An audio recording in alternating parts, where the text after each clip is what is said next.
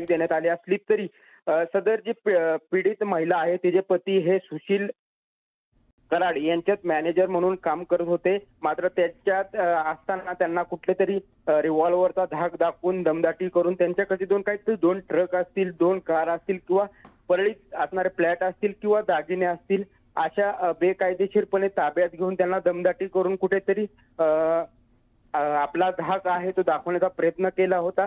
त्यामुळे पीडितेने सोलापुरातील MIDC police Thane असेल किंवा सोलापूर पोलीस आयुक्त असेल किंवा बीड पोलीस अधीक्षक कार्यालय असेल याकडे तक्रारही दाखल केली होती.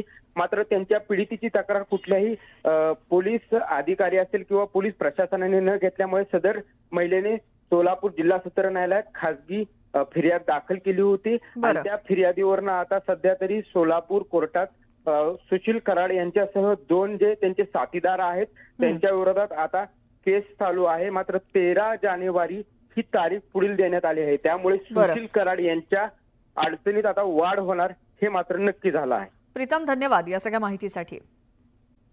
आधी एक मोठी बातमी बघूयात.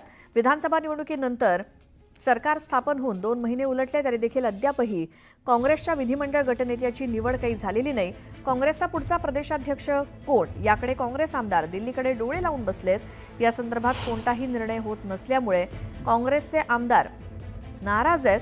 सरकार स्थापन होऊन एक अधिवेशनही झालं, मात्र काँग्रेसच्या शिष्टमंडळ या विधिमंडळ नेत्याची निवड काही झालेली नाही.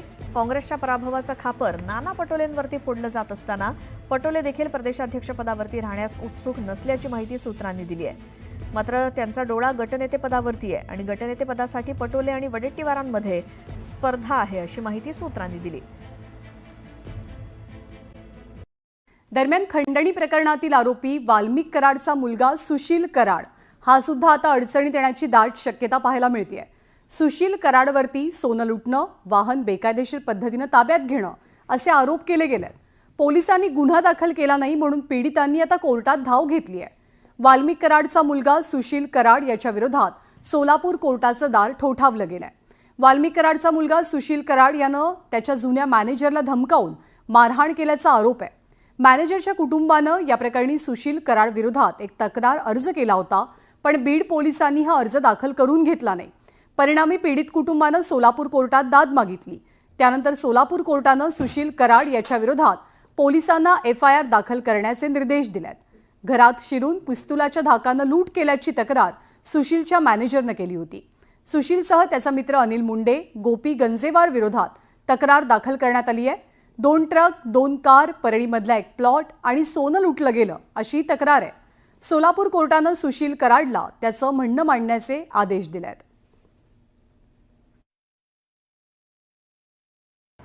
सदर चा तक्रारी अर्ज केला होता सुशील कराड व त्यांच्या 2 साथीदारांविरुद्ध. SP बीड यांनी तो तक्रारी अर्ज देखील घेतला नाही. सरतेशेवटी कोणीही पोलीस अधिकारी तिच्या तक्रारीची दखल घेत नसल्यामुळे तिने सोलापूर जिल्हा व सत्र न्यायालय यांच्या कोर्टात तक्रारी अर्ज दाखल केला. त्या तक्रारी अर्जावर न्यायालयाने आरोपींचे म्हणणे मागून घेतले. म्हणणे मागवल्यानंतर आज सुनावणीसाठी तारीख नेमली होती, परंतु आरोपीचे वकील हे आज परगावी असल्याकारणाने न्यायालयाने 13/1/2025 ही तारीख नेमली. या प्रकरणातील फिर्याद ज्या महिलेने दाखल केलेली आहे तिचा पती हा सुशील कराड यांची विविध वस्तूंचे उत्पादनं वितरित करणारी जी फर्म आहे सानिया एंटरप्राइजेस व त्यांच्या पत्नीची फर्म तन्वी एंटरप्राइजेस, या एंटरप्राइजेसमध्ये मॅनेजर या पदावर कामास होता. तो त्या पदावर कामास असताना त्याने सन 2020-21 या आर्थिक वर्षामध्ये सन 2021-22 व सन 2022-23 या आर्थिक वर्षांमध्ये ज्या व्यापाऱ्यांना माल दिलेला आहे त्या व्यापाऱ्यांकडून जी वसुली करायची आहे ती वसुली फर्मच्या खात्यावर न घेता. आणखी एक मोठी बातमी. वाल्मिक कराडचा मुलगा अडचणीत येणार असं दिसतंय. कराडच्या मुलावरती सोलापूर जिल्हा सत्र न्यायालयामध्ये फिर्याद दाखल झाली आहे. बंदुकीचा धाक दाखवून फ्लॅट आणि कार ताब्यात घेतल्याचा आरोप आहे त्याच्यावर.